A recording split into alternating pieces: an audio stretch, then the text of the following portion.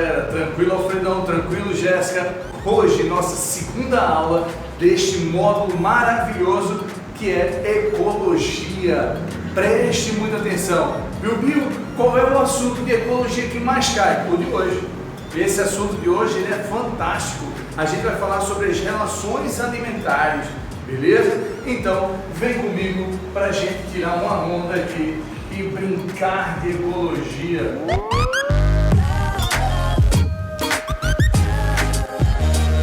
Nós vamos trabalhar as relações alimentares.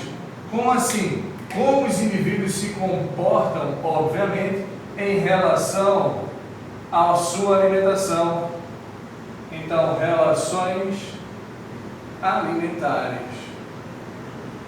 Eu quero que você entenda o seguinte, primeiramente. A gente pode classificar esses carinhas no que é chamado de nível trófico. Como assim, meu Bill? Então aqui, ó, níveis tróficos. Trófico, trópico, vem de estimulante, de energia. Então, o nível energético, o nível de estímulo, por exemplo, hormônios tróficos, somatotrófico, gonadotrófico, eles estimulam alguma coisa. Eles têm a capacidade de estimular, tem a energia, o potencial disso. Nível de potencial, nível energético, ocupado por um indivíduo. Deu para entender? Então, como é que esse cara é classificado? O nível trófico, a gente vai classificar ele basicamente em 3 grupos. Bill, quais são esses 3 grupos? O primeiro, que você com certeza vai lembrar, são os produtores.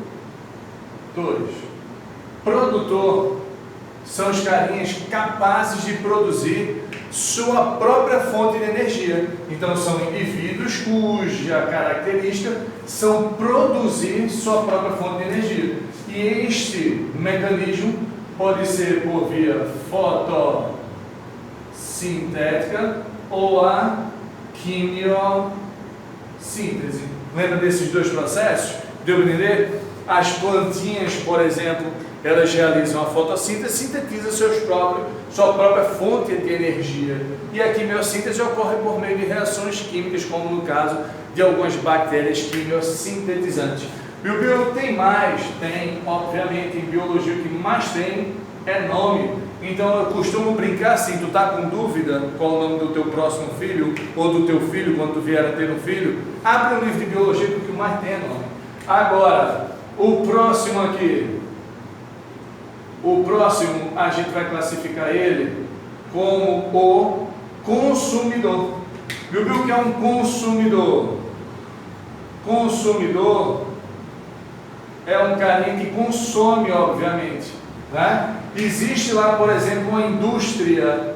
A indústria produz o seu produto para que o consumidor vá lá e compre, não é assim? A mesma coisa aqui, o produtor produz essa matéria-prima, a fonte de energia, e o consumidor vai lá e come. Deu para entender a parada? Então, o consumidor, ele normalmente é um organismo heterótrofo, né? Heterótrofo. Esse carinha não consegue sintetizar a energia dele, ele vai se alimentar. E aí a gente classifica ele em consumidor de primeira ordem, consumidor de segunda ordem, de terceira ordem, assim vai, que a gente vai falar um pouco sobre isso já, beleza? Só que quanto ao consumidor, eu queria que você lembrasse que ele pode ser classificado de 3 tipos. O consumidor, ele pode ser carnívoro, ele pode ser herbívoro, ou ele pode ser omnívoro. Carnívoro se alimenta de outros animais, beleza? De carne, né? Herbívoro de vegetais. E omnívoro, tanto de carne quanto de outros de vegetais. Deu para entender a parada? Por exemplo, o leão ele é carnívoro. Uma girafa ela é herbívoro. Você é omnívoro. A não ser que você seja vegetariano, vegano, essas coisas todas, que aí não vai comer carne. Mas omnívoro. Deu para entender a parada? Tranquilo? Então, são essas as classificações aí. E o último, que a gente precisa saber aqui são os carinhas que são importantíssimos para a manutenção de um ecossistema, para a manutenção de um sistema vivo. Porque você sabe que toda matéria viva, um dia ela morre. E aí, ao morrer, vai ocorrer a decomposição. Então, os decompositores são os carinhas que vão reciclar a matéria orgânica em inorgânica. Foi ou não foi? Então, o decompositor recicla a matéria orgânica em matéria inorgânica. Foi ou não foi? Deu para lembrar? Tranquilo isso? Beleza? Só cuidado para não confundir decompositor com esse termozinho aqui, ó. Saprófagos. Saprófago é o animal que se alimenta da matéria orgânica em decomposição. Ele não é um decompositor. Deu para entender? Por exemplo, o abutre, né, o urubu. O urubu está se alimentando da carniça, que é uma matéria orgânica em decomposição. Então ele é um saprófago. Foi ou não foi? Deu para entender isso aqui? Tranquilo? Sabendo disso, eu consigo organizar as ideias agora em relação ao nosso próximo nível de conhecimento que eu quero avançar com você. Nessa relação alimentar, a gente vai trabalhar com esses indivíduos aqui uma coisinha chamada de cadeia alimentar. E dentro de cadeias alimentares, nós vamos falar também das teias alimentar. Quando eu falo de cadeia, eu estou falando de uma única sequência. Então isso aqui representa uma sequência de indivíduos ocupando um único nível trófico. Enquanto que a teia alimentar, um mesmo indivíduo pode ocupar mais de um nível trófico. Foi ou não foi? Então, eu quero que você tenha esse conceito na sua cabeça. A teia alimentar, alguns livros falam, a teia alimentar é um conjunto de cadeias. Eu não gosto muito disso não. Eu gosto quando você entende que um mesmo indivíduo vai ocupar mais de um nível trófico. Como assim, Bill? Por exemplo, analisando uma cadeia alimentar, você vai começar aqui, por exemplo, com um produtor qualquer, uma plantinha. E você lembra que essa plantinha, ela vai realizar a fotossíntese, então ela utiliza a luz e sintetiza a energia. Essa energia é sintetizada para ela. Não pense assim, o vegetal, a plantinha, ela faz a fotossíntese para dar comida para mim. Não, não faz isso. Primeiro que ela não pensa nisso. Segundo que ela não faz isso por você, ela faz para ela. Só que a gente vai lá e come ela e pega essa energia. Então quem se alimenta diretamente da plantinha, consumidor primário. Foi ou não foi? Então esse carinha aqui utiliza essa energia e captura esse mecanismo. Caso ele seja alimento para um outro indivíduo, então eu vou ter aqui, outro carinha se alimentando desse consumidor primário. Consequentemente, o cara que se alimenta do consumidor primário, a gente vai chamar ele de quê? Consumidor secundário. Então vai estar aqui, consumidor secundário. E pode ter um outro, vamos botar aqui? Se tiver um outro carinha aqui, você é inteligente, Alfredão, fala comigo. Se ele fale, você deve estar pensando, como é que ele vai me ouvir? Não interessa, eu não estou vendo agora, gravando aqui, e você está me ouvindo? Tá, então fala comigo. Se o cara se alimenta do consumidor secundário, obrigatoriamente esse cara vai ser o quê? Muito bem. Não tem problema não. Se você estiver falando só, assistindo esse vídeo, em algum local, na rua, das duas uma, ou é doido, ou está assistindo a minha aula. Beleza? Então vem comigo. Olha para cá. Produtor realizou a fotossíntese, serviu de alimento para o consumidor primário, que serve de alimento para o consumidor secundário, e assim sucessivamente. Bill, eu posso ter uma cadeia muito longa? Até pode, é raro, mas pode. Por que não vai acontecer isso? Ou é mais difícil de acontecer? Porque o fluxo de energia, ele é decrescente. Como assim, Bill? Raciocina comigo. À medida que um indivíduo se alimenta do outro, ele não vai retirando essa energia e consumindo parte dessa energia. Então, se a gente observar aqui o fluxo de energia, se eu observar aqui o fluxo de energia aqui, ó, ele vai ser o quê? Decrescente. Quer dizer que a cada nível trófico eu vou consumindo a energia e obviamente vai sendo perdida ao longo da cadeia alimentar. Foi ou não foi? Como assim? Vamos supor que esse cara absorveu essa luz e produziu energia para ele. Cerca de 90% disso aqui ele utiliza. Então quer dizer que ele só vai transferir quanto? 10.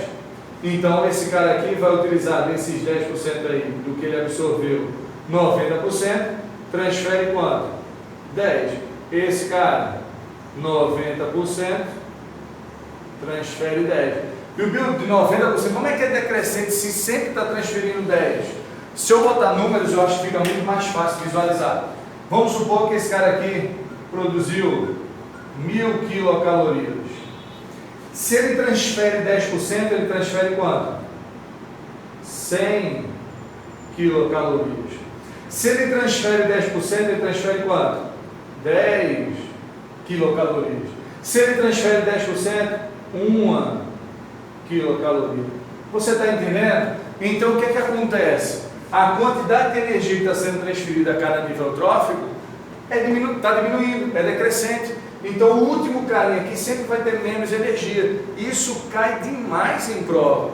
Por quê? Eu posso ter uma cadeia alimentar muito longa? Raciocina. Pode. Só que esse último carinha aqui vai receber mais ou menos energia? Menos. Qual é a forma dele se manter vivo então? Comendo muito mais do indivíduo anterior. Vamos supor que existisse um de quarta ordem aqui. Ele recebe 10% de uma caloria. É 0,1. Para compensar e manter esse cara vivo, ele tem que fazer o quê? Comer muito. Deu para entender? Então essa população tem que ser muito alta. Você entendeu a ideia aí do sistema? Então, importantíssimo saber disso. Beleza? Bill, e qual é a relação com uma teia alimentar? Por exemplo, imagina que eu tenho aqui um produtor. E aí, vamos supor que exista essa sequenciazinha aqui.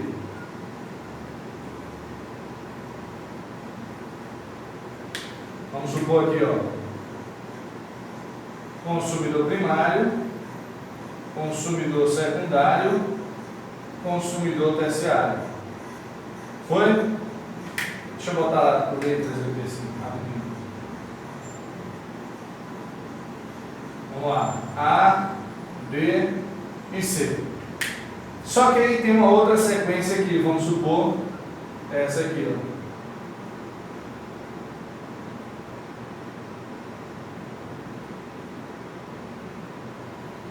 Vamos supor que aqui seja W,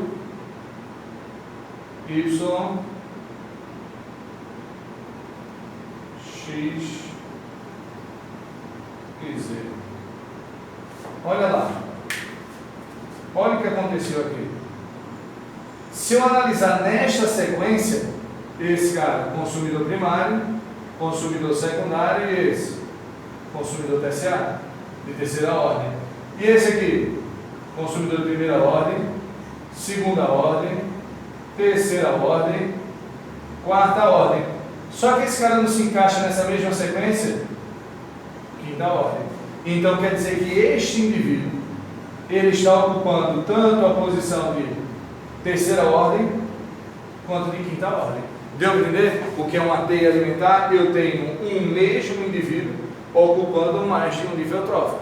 Foi ou não foi? Todo mundo aí? Tranquilo? Fácil, não é? Agora, sabendo isso aqui, eu posso entender ou relacionar aqui o próximo nível para a gente, chamado de pirâmides ecológicas. Ué, Bill, e a matemática para a gente estudar pirâmide? Quase isso. Então, pirâmides ecológicas.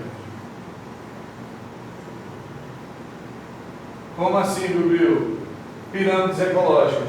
É como uma pirâmide em matemática mesmo. É uma representação geométrica para quantificar alguns parâmetros.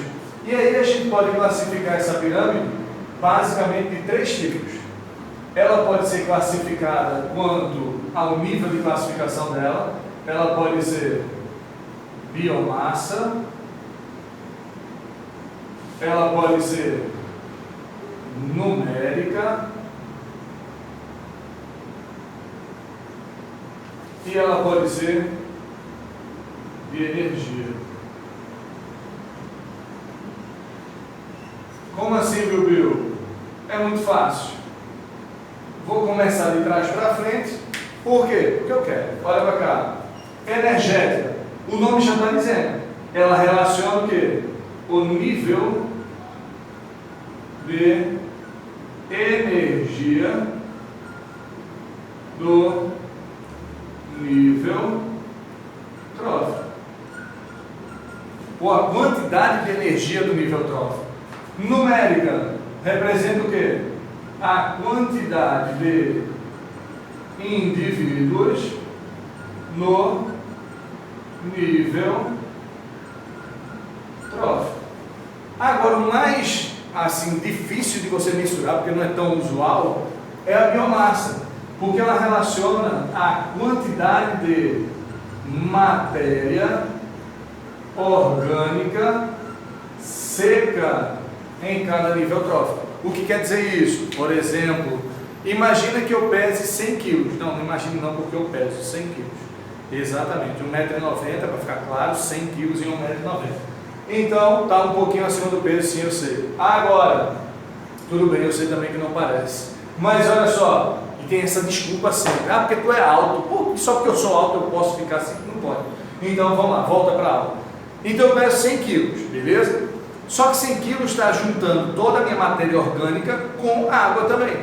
Se eu tenho 100 quilos, mas vamos arredondar aí para ficar fácil, 70% da minha massa é de água, não é assim?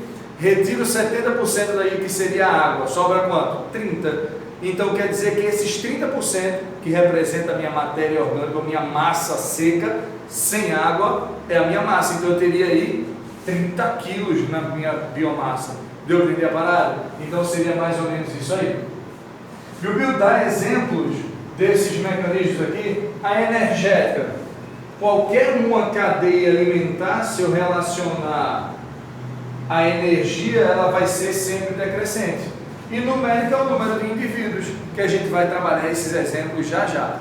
Além disso, eu posso classificar a pirâmide quanto à forma dela. Quanto à forma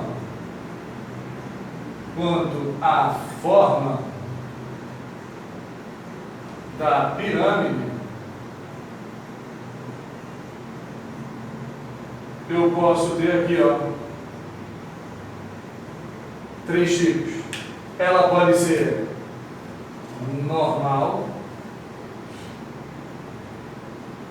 ela pode ser invertida e ela pode ser mista. Viu? O que é normal? O que é uma pirâmide normal? É uma pirâmide normal.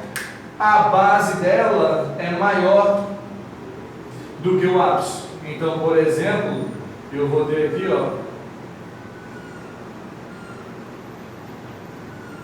uma pirâmidezinha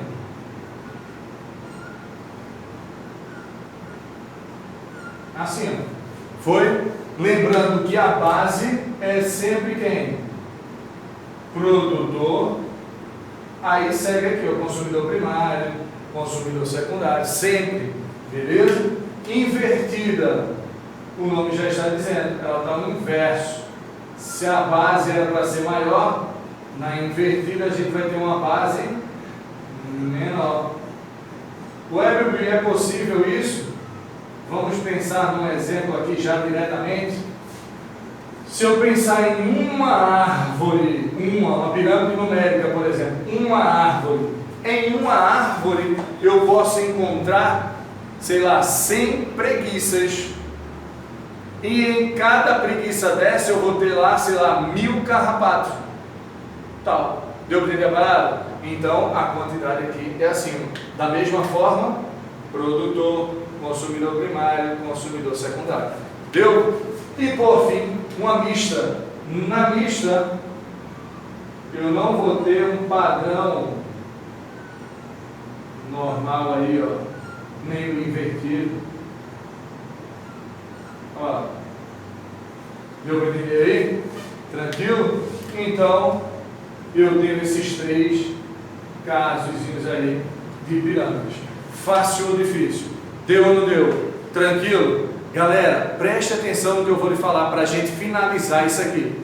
Para a gente entender essas relações alimentares, eu preciso muito que você entenda esses conceitos de produtor, consumidor e decompositor. Beleza? Note que na cadeia alimentar e pirâmides, normalmente não são representados os decompositores. Bíblia, então quer dizer que nunca vai ser representado? Pode. Se eu representar o decompositor numa cadeia alimentar, eu vou puxar uma setinha de todo mundo aqui para esse cara. Deu para entender? Para o decompositor. E na pirâmide, normalmente ele é representado do lado da pirâmide principal. Deu? Tranquilo, galera? Alfredão, Jéssica, agora corre lá para o nosso material, pega as informações que estão lá na parte teórica e depois cai dentro dos exercícios. Beleza, galera? Grande abraço e até a próxima. Beijo!